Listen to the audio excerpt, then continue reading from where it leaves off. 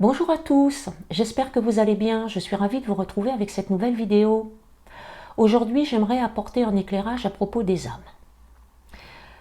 Personnellement, je trouve que la spiritualité est un domaine assez complexe parce que tout le monde recherche la vérité unique, mais il n'y a pas la vérité. Ce n'est pas comme dans les religions où nous avons un livre, donc les livres religieux, si je prends l'exemple de la Bible. Donc dans cette Bible, il y a une vérité qu'on applique. En spiritualité, il y a autant de vérités qu'il y a d'individus, puisque nous faisons tous des expériences différentes et notre vérité va se baser donc sur nos expériences. Ce qui fait que ça peut être difficile vraiment de trouver le chemin, de trouver son chemin. Surtout pour les personnes qui débutent en spiritualité. Il m'est arrivé sur cette chaîne d'avoir des commentaires où les personnes me demandent la vérité parce que ces personnes-là ont eu deux sons de cloche pour une même chose. Alors je réponds à ces personnes-là, mais je ne donne pas la vérité. Je préfère inviter ces personnes à trouver leur propre vérité. Alors je trouve que déjà, c'est un peu complexe, mais ça devient encore plus complexe et encore plus perturbant quand on trouve des choses en spiritualité qui ne tiennent pas debout, et ça c'est suivant mon point de vue à moi. Je me suis interrogée pendant des années à ce sujet et c'est de ça dont je vais parler aujourd'hui. J'aimerais vous poser une question. Que voyez-vous dans votre écran? Donc la plupart des personnes qui vont regarder cette vidéo vont répondre, eh bien je vois un être humain. Je vois une personne d'un certain âge. Je vois une youtubeuse. Je vois une personne qui pourrait m'apporter une aide, qui pourrait m'apporter des réponses. Je vois une personne pour qui je n'ai aucun intérêt parce qu'elle ne m'apporte rien du tout. Chacun de vous allez me regarder avec un regard différent. Mais je ne pense pas me tromper en disant que personne ne me verra en premier lieu comme une âme. Pourtant, c'est ce que je suis. Je suis avant tout une âme.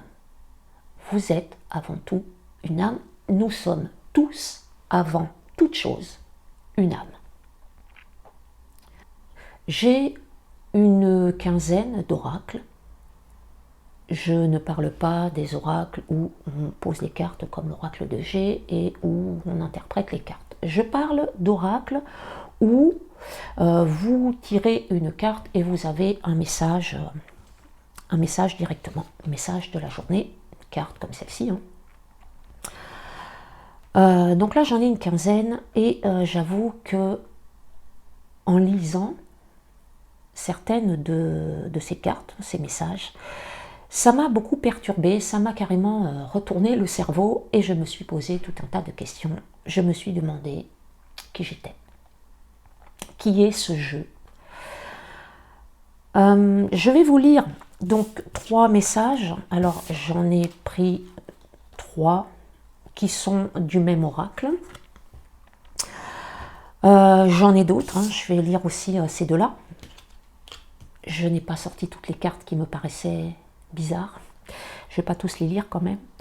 Mais je vais déjà lire cela et vous allez voir, enfin je ne sais pas pour vous, mais moi ça m'a beaucoup perturbée. Je me suis beaucoup interrogée. Contact aimant. Ton âme et tes anges sont là pour te réconforter à chaque instant. Blottis-toi dans leurs bras et sens l'amour inconditionnel qu'ils te portent. Ton âme. Si on me dit que mon âme me réconforte et que je peux me blottir dans ses bras, alors moi je suis qui? Si je ne suis pas mon âme, je suis qui? Tes anges, d'accord, mais ton âme. Donc là, déjà, c'est pas clair pour moi. Si tu savais combien tu es aimé et estimé par la source de tous les êtres, par les anges et par ton âme, tu accueillerais chaque jour avec une joie profonde, une curiosité infinie et une grande reconnaissance. Alors, si tu savais combien tu es estimé par la source de tous les êtres, ok, par tes anges, ok, mais par ton âme. Je me dis, mais quand je reçois ce message, à qui s'adresse ce message? Puisqu'apparemment, je ne suis pas mon âme. Et à qui dans ce corps? Point d'interrogation. Tu es protégé, tu n'es jamais seul, tu es en sécurité et protégé à chaque instant par l'énergie de ton âme et de tes anges. Tout dans la vie sert la croissance de ton âme.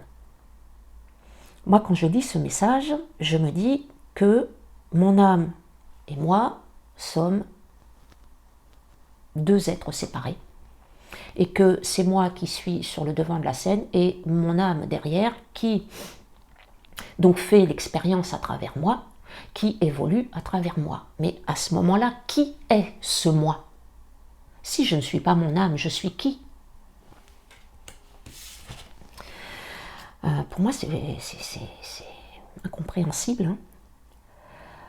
Ton âme a eu le désir fort de venir s'incarner. Elle avait l'intention de vivre de nouvelles expériences et de faire de cette vie une magnifique opportunité.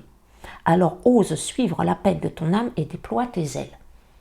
Donc en gros, c'est moi qui fais le travail et pas mon âme. Moi je comprends ça. Mon âme, elle est derrière. Elle me regarde vivre les expériences, suivant ses messages. Tu vis actuellement des situations qui relèvent de ton contrat d'âme.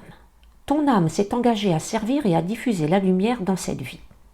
Connecte-toi à elle et invite-la à te révéler intuitivement comment vivre au mieux ce qui se présente. Donc là, c'est clair que ce message ne s'adresse pas à mon âme. Je ne suis pas mon âme. Je dois me connecter à mon âme. Donc c'est qui ce je? Je suis qui en fait? Donc tout ça, ce sont des messages assez perturbants qui m'ont amené à beaucoup réfléchir, à aller chercher des réponses, parce que ces messages-là, on ne les trouve pas uniquement dans les oracles, on les trouve aussi sur Internet, un peu partout, sur des sites, sur les réseaux sociaux, sur Pinterest, un peu partout. Il y a même un oracle qui s'appelle l'oracle des messages de ton âme. Donc là, si c'est mon âme qui m'envoie des messages, il les envoie à qui?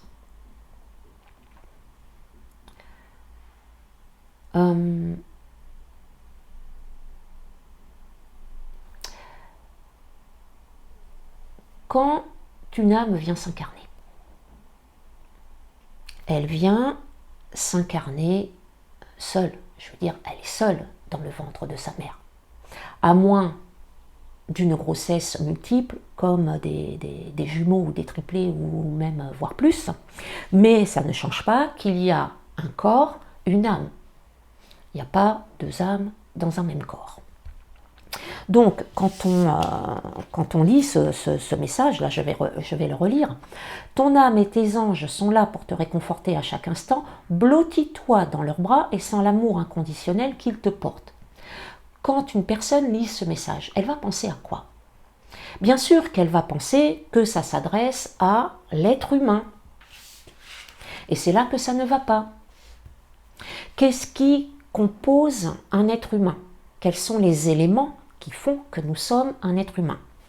Il y a deux éléments à la naissance qui font de nous un être humain. Il y a un, le corps, et deux, l'âme. Par la suite, quelques années plus tard, arrive l'ego. Ce qui fait de l'âme incarnée un être humain, c'est ce corps. En spiritualité, on a tendance à dissocier l'humain, l'être humain, de l'âme. Nous pensons que ce sont deux êtres différents, alors qu'en réalité, ils ne le sont pas. Nous savons que l'âme est un être spirituel qui vient faire une expérience humaine. Mais ça veut dire quoi, faire une expérience humaine? Ça veut dire que l'âme vient occuper un corps physique, un corps de matière, pour pouvoir faire des expériences dans la matière. Et le grand but, je dirais, de cette expérience, c'est de dissoudre l'ego pour que l'âme puisse aimer comme si elle n'avait pas de corps. Aimer inconditionnellement de la même manière qu'elle aime quand elle repart de l'autre côté. Et là, c'est ça qui fait que nous venons nous incarner, que nous venons vivre toutes ces aventures. À chaque incarnation, c'est pour dissoudre cet ego, pour pouvoir aimer inconditionnellement.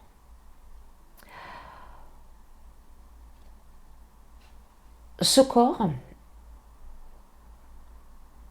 me permet de m'exprimer et d'interagir avec le monde. Moi, l'âme. Je me sers de ces cordes vocales, de ce corps, pour vous parler. Moi, l'âme. Et c'est moi, l'âme, qui ai décidé aujourd'hui de faire cette vidéo. Quand vous vous levez le matin et que vous en avez marre d'aller travailler, vous n'avez pas envie, ce n'est pas vous qui n'avez pas envie d'aller travailler et votre âme derrière qui, elle, vous pousse à y aller et vous dit « Si, va travailler, va travailler, moi je veux faire cette expérience, vas-y ». C'est l'âme qui en a marre d'aller travailler, qui n'a pas envie d'aller travailler. Il n'y a pas vous et l'âme, il n'y a que l'âme. Vous êtes votre âme.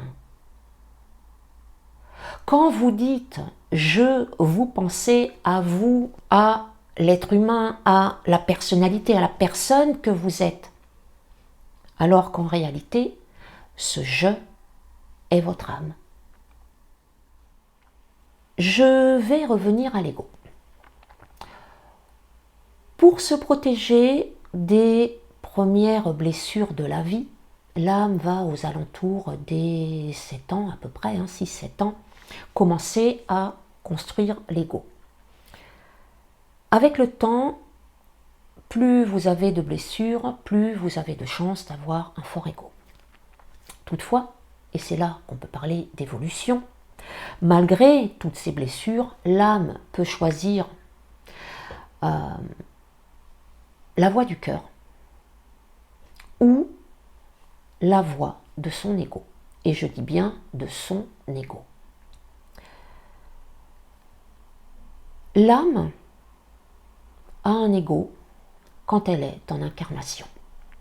Et c'est cet ego qui lui donne l'opportunité de choisir et donc d'évoluer. S'il n'y avait pas cet ego, elle ne pourrait pas choisir entre l'ombre et la lumière. L'ego est une composante, je dirais, de l'être humain. L'ego n'est pas véritablement une entité, puisque à la fin de l'incarnation de l'âme, l'ego disparaît. Il n'est pas une réelle entité, mais il est considéré comme une entité.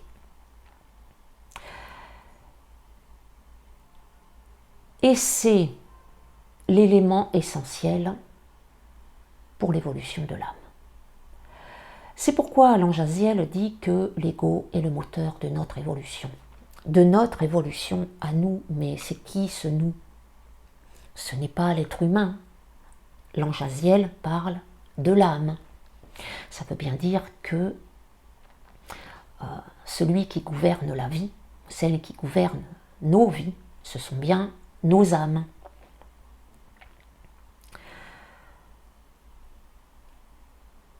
On parle du petit jeu et du grand jeu. Mais en réalité, il n'y a pas de petit jeu ou de grand jeu, il y a jeu tout court. Quand on nomme petit jeu, c'est l'âme qui choisit la voie de l'ego. Quand on nomme le grand jeu, c'est l'âme qui choisit la voie du cœur. Mais derrière ces jeux, il n'y a que l'âme et uniquement l'âme. Quand nous retournons à la source, nous sommes évalués par nos guides et par les seigneurs du karma. Ce n'est pas l'ego qui est évalué, il n'existe plus, c'est bien l'âme.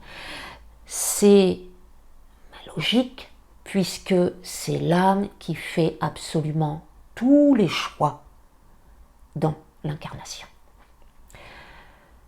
Quand on voit ce monde, on dit tout le temps que c'est un monde d'ego, moi la première, je le dis régulièrement. On vit dans un monde d'ego en pensant que l'âme, la pauvre, elle aimerait que ça soit autrement, mais on met, nous, les êtres humains, notre ego en avant. Alors on vit dans un monde d'ego, mais parce que nos âmes choisissent de prendre la voie de l'ego. Ce sont bien nos âmes qui créent ce monde de souffrance.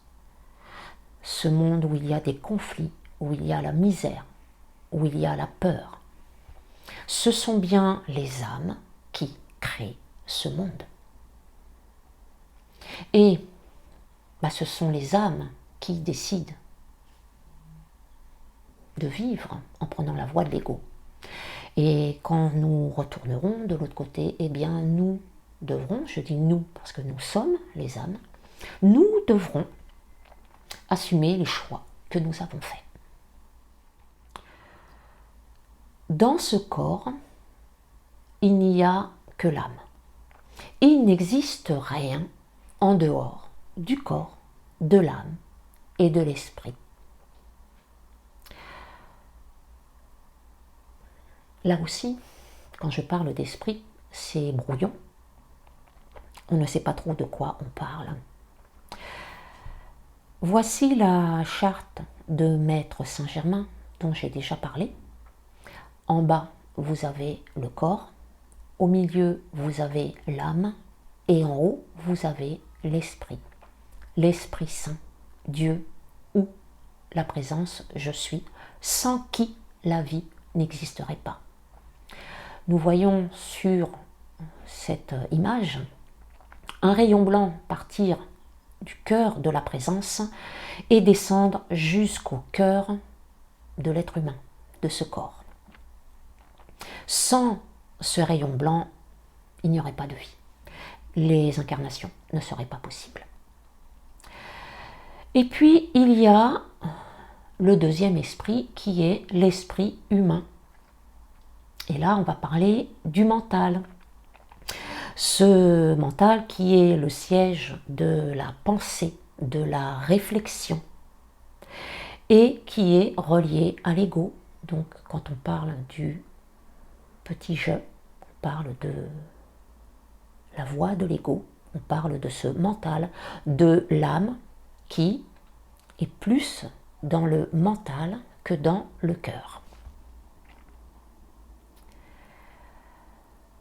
Quand on a des cartes, comme celle-ci, Contact aimant, ton âme et tes anges sont là pour te réconforter à chaque instant. Blottis-toi dans leurs bras et sans l'amour inconditionnel qu'ils te portent, tu peux te sentir protégé et en sécurité. Il est évident qu'une personne qui a cette carte-là va penser que ce message s'adresse à cet esprit humain.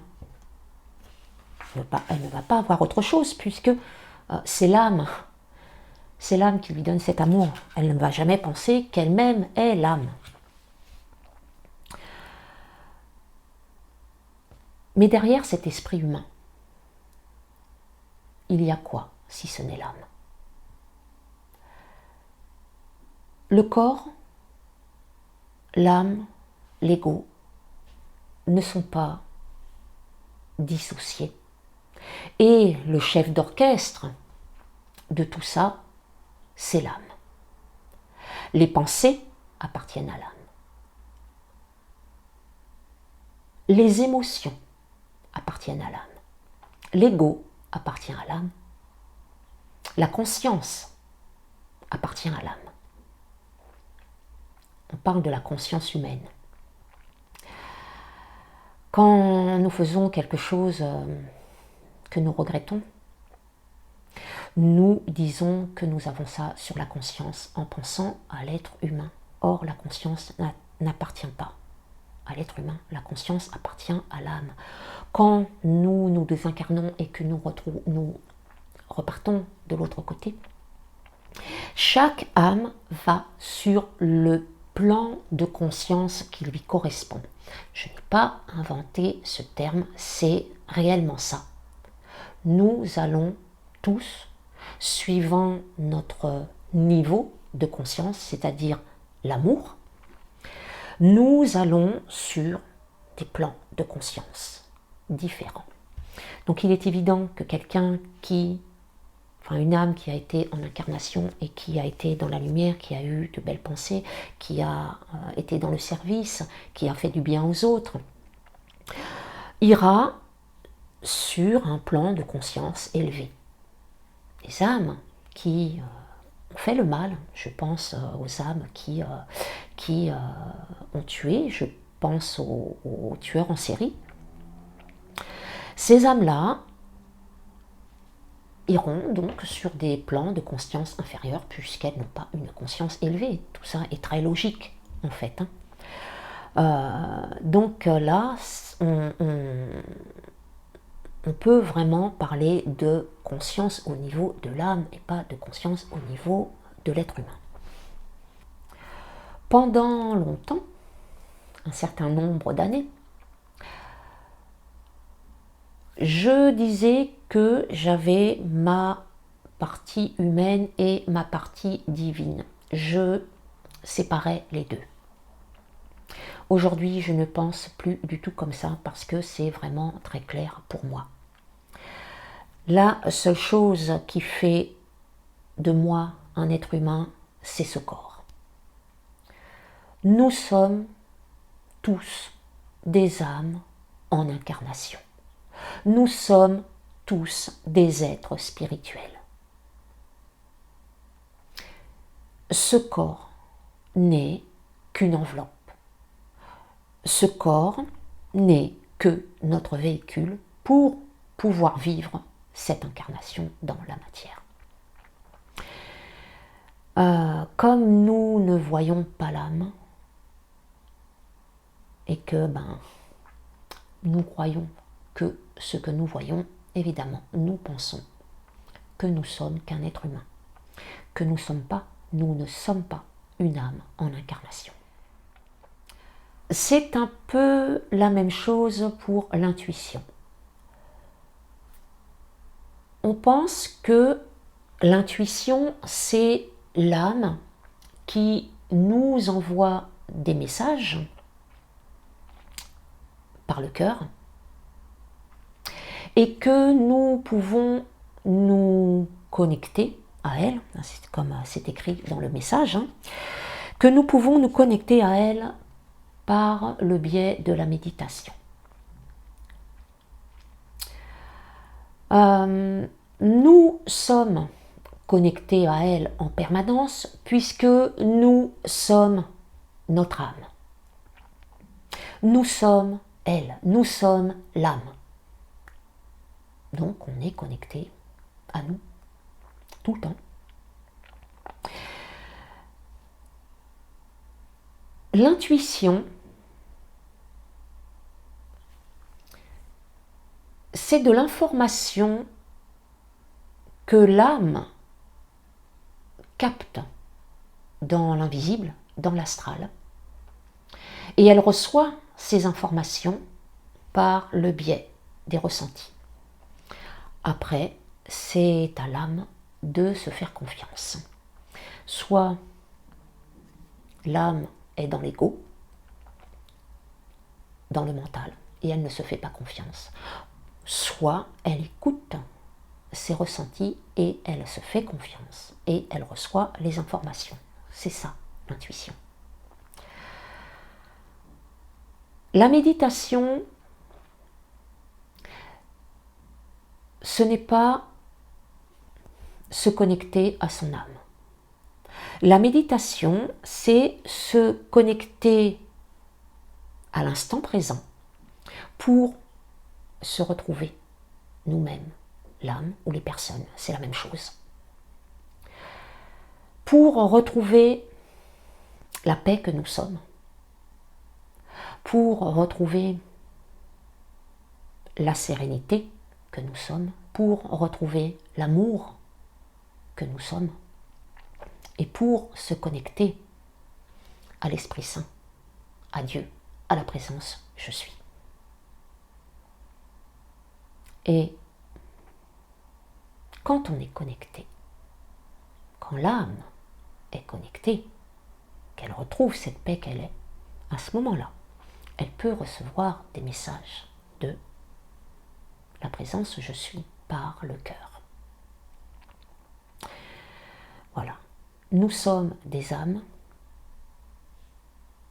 donc on ne peut pas recevoir des messages de notre âme. Nous sommes elle.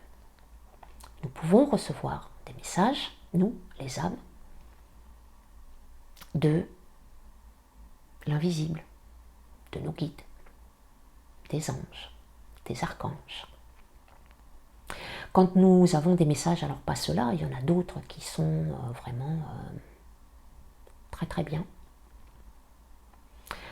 Quand les guides s'adressent à nous, ou les anges s'adressent à nous, dans ces messages, avec ces oracles, ils ne s'adressent pas à nous, l'être humain.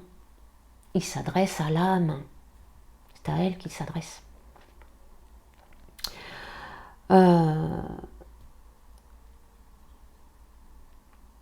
Donc il y a eu vraiment beaucoup de confusion dans mon esprit à cause de tous ces messages. J'ai cherché pendant longtemps et j'ai fini par trouver les réponses.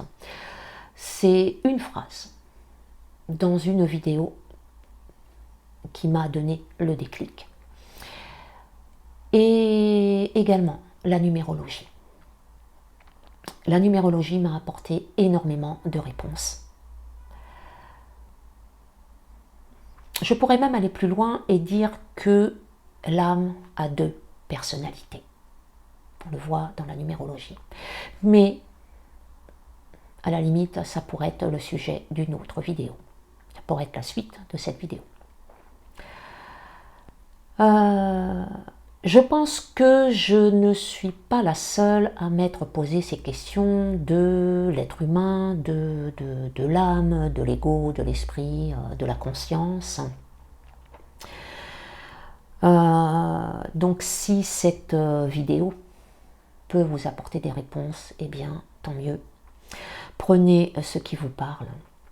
Moi je pense que c'est la vérité. Après, tout le monde ne verra pas ce que je dis comme la vérité, et c'est juste.